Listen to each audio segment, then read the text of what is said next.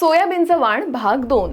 वसंतराव नाईक मराठवाडा कृषी विद्यापीठ परभणीनं विकसित केलेले सोयाबीनचे वाण कोणते मी सांगते, पण त्याआधी हॅलो कृषीला नक्की फॉलो करा। MAUS 71 समृद्धी या वाणाचा परिपक्वता कालावधी आहे 95 ते 100 दिवसांचा। या वाणाचं वैशिष्ट्य म्हणजे मध्यम ते भारी जमिनीत लागवडीसाठी हे वाण योग्य आहे। शेंगा न फुटणारं हे वाण आहे। अवर्षणासाठी प्रतिकारक्षम सुद्धा आहे। हे वाण हेक्टरी 28 ते 30 क्विंटल उत्पादन देतं। दुसरं वाण आहे MAUS 158। या वाणाचा परिपक्वता कालावधी आहे 93 ते 98 दिवसांचा।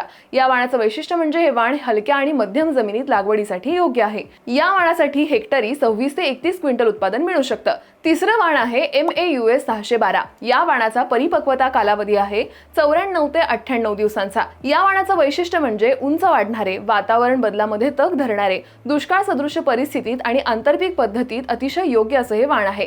या वाणापासून हेक्टरी उत्पादन 30 ते 32 क्विंटल मिळू शकतं। पुढचं वाण आहे MAUS 162। परिपक्वता कालावधी आहे या वाणाचा 100 ते 103 दिवस। या वाणाचं वैशिष्ट्य म्हणजे हे वाण उभट आहे। परिपक्वतेनंतर हेक्टरी उत्पादन 28 ते 30 क्विंटल मिळू शकतं। सोयाबीनचं कोणतं वाण तुम्हाला जास्त उत्पादन देणार आहे असं वाटतं? कमेंट करून नक्की सांगा आणि हा व्हिडिओ जास्तीत जास्त शेतकऱ्यांपर्यंत नक्की पोहोचवा।